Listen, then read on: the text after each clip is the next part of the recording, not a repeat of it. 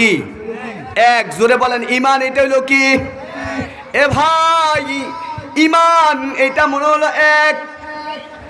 আর যত পৃথিবীর বুকে নেক আমল আছে সবগুলো হলো শূন্য। নামাজ শূন্য, যাকাত শূন্য, হজ শূন্য। বলেন ইমান ছাড়া শূন্যের দাম আছে? জোরে বলেন ইমান ছাড়া শূন্যের দাম আছে? এরে ভাই এক হলো ইমান, এক লেখে কেউ যদি শূন্য দেয় বলেন এই একের দাম আছে কিনা? এক লেখে যদি ডানে শূন্য দেন 10, ঠিক কিনা? জোরে বলেন ঠিক কিনা? ইমান আনার পর এক লেখে বান্দা, যখন তুমি এক লেখবা, এক লেখার পর ডানে যখন একটা শূন্য দিবা 10 হয়ে যাবে, তারপরে একটা শূন্য দিলে 100 হয়ে যাবে, তারপরে একটা শূন্য দিলে 1000 হয়ে যাবে। আওয়াজ দিয়ে বলেন ঠিক কিনা? আল্লাহ পাক রব্বুল আলামিন বলে ইমানদার ইমানদার ইমান তো আনছো নেক আমল কোথায়? ইমান ছাড়া যদি সারা রাত্র তাহাজ্জুদ পড়েন, সারা রাত্র সুবহানাল্লাহ সুবহানাল্লাহ বলেন, এই নেক আমল দ্বারা কিছু হবে? বলেন হবে? সারা রাত্র মাছ ধরলেন, ডুলার তলি নাই, বলেন কোনো লাভ হবে?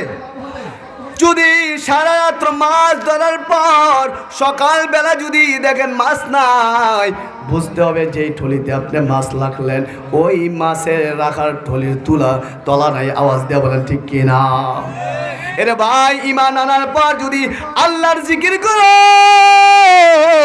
ইমান আনার পর যদি তুমি যাকাত দাও, ইমান আনার পর বান্দা তুমি যদি হজ করো, ইমান আনার পর বান্দা যদি তুমি তাহাজ্জুদ পড়ো, তাহলে তুমি সময়টাকে কাজে লাগাইলা, সময়টাকে গুরুত্ব দিলা।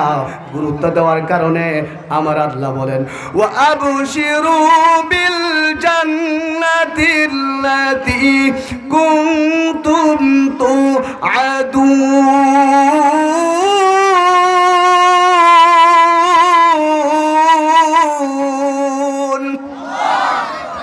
আল্লাহ বলেন বান্দা ঈমান আনার পর তুমি তোমার সময়টার মূল্যায়ন করলা, তুমি তোমার সময়টার গুরুত্ব দিলা। আমি আল্লাহ গুরুত্ব দেওয়ার কারণে ঈমান আনার পর বান্দা তুই তাহাজ্জুদ পড়লি, ঈমান আনার পর বান্দা তুই কোরআন তেলাওয়াত করলি, ঈমান আনার পর বান্দা তুই হজ করলি। বান্দা ঈমান আনার পরে আমলগুলা করার কারণে আমি আল্লাহ সন্তুষ্ট হইয়া তোর নামে জান্নাতরা লিখে দিলাম। আর জোরে কান সুবহানাল্লাহ। তাহলে ইমান বড় দামি সম্পদ, ইমান বড় দামি সম্পদ। এখানে আমাদের মুসলমান যারা ইমান আনছি তারাও ক্ষতিগ্রস্তের মধ্যে রয়েছে। কেমনে? ইমান আনছো, আল্লাহর বান্দা নামাজ পড়ে না, ইমান আনছে আল্লাহর বান্দা যাকাত দেয় না, আসেনি? জোরে বলেন। ইমান আনছে আল্লাহর বান্দা নামাজ পড়ে না, ইমান আনছে আল্লাহর বান্দা যাকাত দেয় না। আল্লাহ বলেন এই ইমানদাররা ক্ষতিগ্রস্তের মধ্যে রয়েছে। আওয়াজ দিয়ে বলেন ঠিক কিনা? কিন্তু ইনসান শব্দটা কাফেরদের জন্য ব্যবহার করা হয়েছে, ইনসান শব্দটা ইহুদির জন্য ব্যবহার করা হয়েছে।